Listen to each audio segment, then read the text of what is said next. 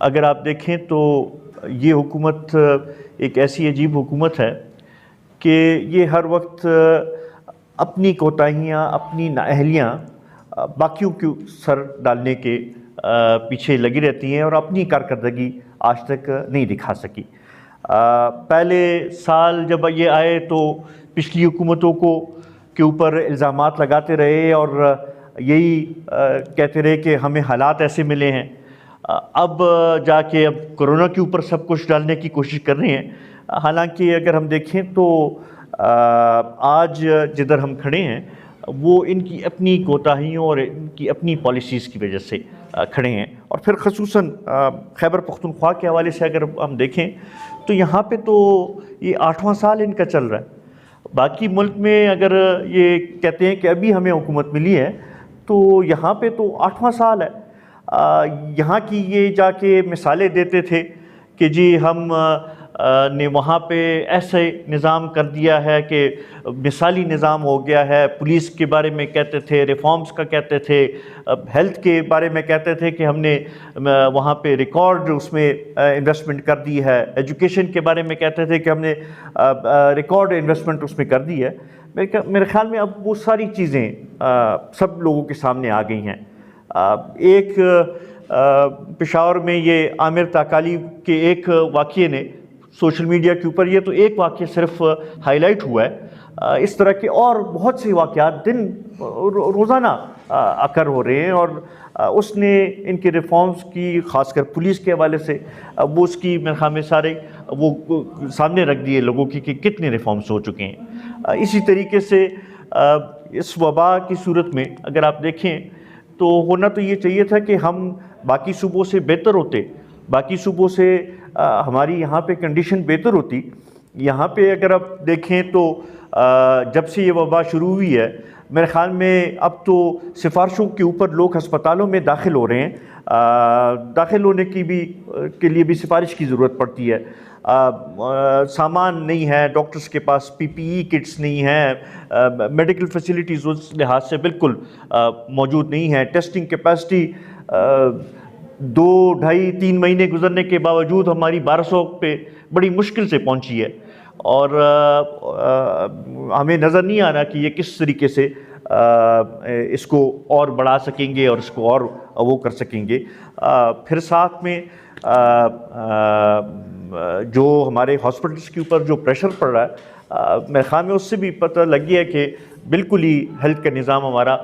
بیٹھنے والا ہے۔ یہ تو اگر زیادہ تر لوگ جو ہیں وہ ہاسپٹل جا نہیں رہے، اگر یہ سارے لوگ اگر ہاسپٹلس کا رخ کرتے تو میرے خیال میں اب تک ہمارا جو ہیلتھ کا نظام ہے اس صوبے میں وہ بالکل ہی جواب دے چکا ہوتا۔ تو اس حوالے سے میرے خیال میں ان کی نااہلی اور ان کی جو غلط پالیسیز ہے وہ سامنے آ چکی ہیں، اور اس حوالے سے ہم سمجھتے ہیں کہ اس صوبے کے لوگوں کے ساتھ بھی انہوں نے زیادتی کی ہے، ملک کے لوگوں کے ساتھ بھی انہوں نے زیادتی کی ہے۔ معاشی طور پہ اگر آپ دیکھیں تو کرونا کا تو ابھی اثرات آ رہے ہیں، جو مہنگائی آئی ہے یہ تو ان کی اپنی پالیسیز کا نتیجہ ہے۔ اب خود جو معاشی ماہرین ہیں اگر ان سے بات کریں تو جو ہمارا فسکل ڈیفیسٹ ہے وہ میرے خیال میں تاریخ میں پہلی دفعہ ڈبل ڈیجٹس میں 10% پہ جا رہا ہے، اور یہ اس سے پہلے کبھی نہیں ہوا۔ پھر جو ہمارا جی ڈی پی کی گروتھ اس دفعہ نیگیٹو وہ ہوئی ہے، یہ میرے خیال میں 1952 کے بعد پہلی دفعہ G D P growth rate ہماری نیگیٹو ہوئی ہے۔ تو یہ تو ان کی اپنی نااہلی اور اپنی اس کی وہ ہے کا نتیجہ ہے، اور اس کو کرونا کے اوپر یا ڈالنا یا کسی اور اس کے اوپر ڈالنا میرے خیال میں یہ وہ نہیں ہے۔ اس کا جواب ان کو خود دینا پڑے گا، اور یہ ان کو وہ کرنا پڑے گا کہ کیوں یہ حالات ادھر پہنچے ہیں۔ ساتھ میں چونکہ ادھر ہزارہ میں بیٹھے ہیں، ہم یہ سمجھتے ہیں کہ ترقیاتی عمل بھی بالکل رک چکا ہے، اور خصوصاً ہزارہ کے حوالے سے یہاں پہ بالکل ترقیاتی عمل کی طرف توجہ نہیں دی جا رہی۔ اس سال بھی KKH جو کہ ہماری ایک اہم شاہراہ ہے اور ہمارے لیے ایک لائف لائن ہے، اس کی مرمت کے لیے صرف 40 کروڑ روپے رکھنا میرے خیال میں یہ زیادتی ہے، اور اس سے اس کی مرمت نہیں ہو سکے گی، اور یہ ہزارہ کے لوگوں کے ساتھ زیادتی ہے۔ اسی طریقے سے اور کوئی میجر اسکیم نہیں شروع کرنا، یہ بھی زیادتی ہے۔ یہ بھی ایک سوال اٹھتا ہے کہ پشاور کے لیے تو BRT 100 ارب پہ پہنچ گئی ہے، وہ صرف جو کہ پشاور کے لوگوں کے بھی کام نہیں آ رہی، ادھر 100 ارب روپے تو لگا دیے، باقی علاقوں کے لیے انہوں نے کیا رکھا ہے اور کیا پلاننگ کی ہے؟ تو اس حوالے سے ہم یہ سمجھتے ہیں کہ مکمل طور پہ یہ ناکام ہو چکے ہیں، اور ہم یہ سمجھتے ہیں کہ اپوزیشن پارٹیاں جو مطالبہ کر رہی ہیں کہ اب وقت آ گیا ہے کہ نئے انتخابات ہوں، تو ہم اس کو سپورٹ کرتے ہیں، اور ہم سمجھتے ہیں کہ واحد حل اب یہی رہا ہے کہ ریفارمز ہوں، الیکٹرل ریفارمز، اور قوم کو نیا مینڈیٹ دیا جائے، تبھی جا کے یہ مسائل حل ہوں گے۔ ان سے جو توقعات تھی وہ توقعات میرے خیال میں اب ہر کسی کی ختم ہو چکی ہیں، اور اس لحاظ سے ان سے ہم کوئی توقع نہیں رکھتے خیر کی۔ میں اس موقع پہ ڈاکٹر فائزہ رشید صاحبہ کو، چونکہ جب سے یہ پارٹی میں آئی ہیں اور ان کو پارٹی کی ذمہ داریاں سونپی گئی ہیں، پہلے ہی میٹنگ ہے ہزارہ کے حوالے سے، تو ان کو بھی میں خوش آمدید کہتا ہوں، اور ساتھ ہی ساتھ میں احمد نواز خان کا اور ایبٹ آباد کی تنظیم کا بڑا مشکور ہوں کہ انہوں نے یہ موقع فراہم کیا کہ آپ سے آ کے یہاں پہ یہ بات چیت ہم کر سکیں۔ ہم بالکل وہ نہیں چاہتے، ہم سمجھتے ہیں کہ ہر حکومت کو اپنا موقع ملنا چاہیے کہ وہ اپنی کارکردگی دکھا سکے، لیکن بدقسمتی سے ان کے پاس کوئی